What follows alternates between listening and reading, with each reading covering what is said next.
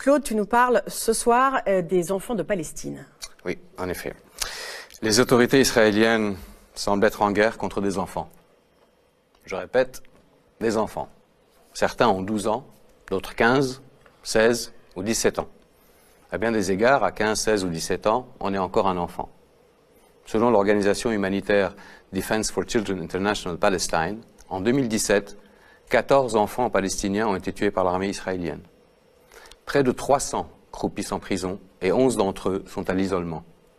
En 2012, le quotidien britannique The Guardian a écrit que chaque année, entre 500 et 700 enfants palestiniens sont arrêtés et jugés par les autorités israéliennes. Ceux qui finissent en prison sont soumis à des pratiques qu'on ne peut décrire que comme de la torture psychologique. Isolement carcéral, menaces, injures, privation de sommeil. Les enfants qui avouent les crimes dont ils sont accusés le font pour ne plus avoir à subir ces pratiques. Je vous présente Dima El-Wawi. Elle avait 12 ans quand elle a été arrêtée. 12 ans. Regardez son visage. Le jour de sa libération, il y a près de 2 ans. Regardez ses yeux. Aucun enfant au monde ne devrait avoir ce regard. Malheureusement, la violence contre les enfants palestiniens ne s'arrête pas au traitement qu'ils subissent en prison.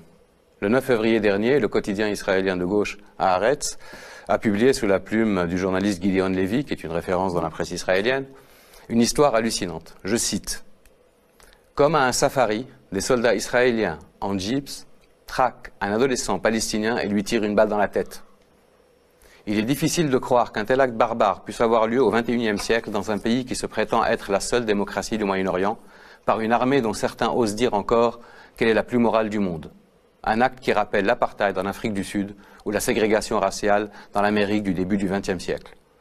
Pendant des années, cette guerre qu'Israël mène contre les enfants de Palestine a été passée sous silence dans les médias occidentaux. Cette omerta, aussi choquante qu'inacceptable, a été brisée après l'arrestation de Ahed Tamimi. Vous savez, cette adolescente à la crinière blonde et aux yeux clairs, qui est devenue en quelques semaines le symbole de la résistance palestinienne. Cette adolescente, que l'ancien ambassadeur d'Israël aux États-Unis et député à la Knesset, Michael Oren, a soupçonné d'être une actrice engagée par la famille Tamimi à des fins propagandistes. Alors justement, c'est pas du tout une actrice, et tu vas nous rappeler un peu qui est Ahed Tamimi et nous rappeler un peu cette histoire. Le 15 décembre 2017, à Nabi Saleh, près de Ramallah, en Cisjordanie occupée, Mohamed Tamimi, un enfant palestinien de 15 ans, a reçu en plein visage une balle en caoutchouc tirée à bout portant par l'armée israélienne. Il a été défiguré. Sa cousine, Ahed Tamimi, 16 ans, a manifesté sa colère en giflant un soldat israélien. Le 19 décembre, soit 4 jours après, l'adolescente a été sortie du lit en pleine nuit et arrêtée par une unité de Tsahal.